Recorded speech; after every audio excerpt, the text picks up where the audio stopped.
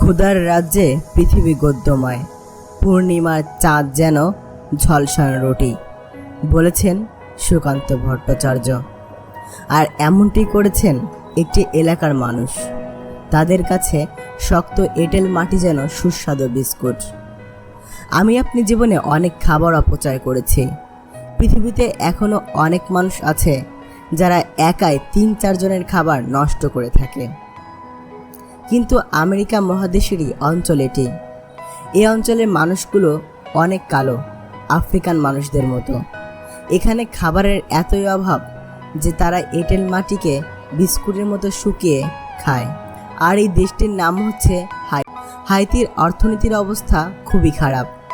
দেশটির বেশিরভাগ মানুষ দিনে মাত্র $2 কম আয় করে থাকে। আর এই মাত্র $2 আয় দিয়ে জীবন চালাচ্ছে তারা, যা দিয়ে ভরপেট খাওয়া হয় না তাদের। যে কারণে মাটির বিস্কুট সেখানে বহুল প্রচলিত একটি খাবার। যদিও চিকিৎসকরা সতর্ক করেছেন যে এসব বিস্কুট খাওয়ার কারণে সেখানকার মানুষের অপুষ্টিজনিত রোগ সৃষ্টি হচ্ছে এবং হবে। কিন্তু কে শোনে কার কথা? জীবন এখানে এক নিষ্ঠুর এবং নির্মমতার শিকার। ক্ষুধা পেটে পূর্ণিমার চাঁদ কোনাকে ঝলসানো রুটি মনে হয় মানুষের কাছে, আর এ তো মাটির বিস্কুট।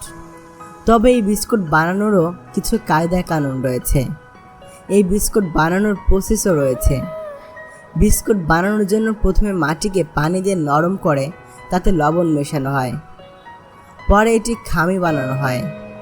সেটি হালকা ভেজিটেবল অয়েল মাখিয়ে তা রোদে শুকানো হয়। শুকিয়ে শক্ত হওয়ার পর সেই মাটির বিস্কুটই পরম তৃপ্তি সহকারে খায় সব বয়সী মানুষ। ছোট ছোট বাচ্চারা থেকে শুরু করে বৃদ্ধরা সবাই খায় এই মাটির বিস্কুট। এভাবেই কাটছে দেশটির মানুষের জীবন। ক্ষুধার কাছে যেন সব কিছুই অসহায়। এই ক্ষুধার জন্য পারে না মানুষ এমন কিছু করতে। মানুষ ক্ষুধার জ্বালা মেটাতে চুরি ডাকাতি ছিনতাই সহ আরও অনেক কিছুই করে। তাই মানুষ ক্ষুধার জ্বালা মেটাতে মাটির বিস্কুটও খায়। তবে সেটি এখন এক ধরনের বাস্তবতা।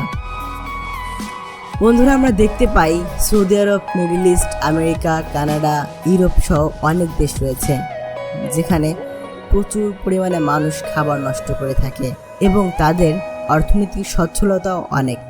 তারা চাইলেই কিন্তু এসব মানুষদের পাশে এগিয়ে আসতে পারে।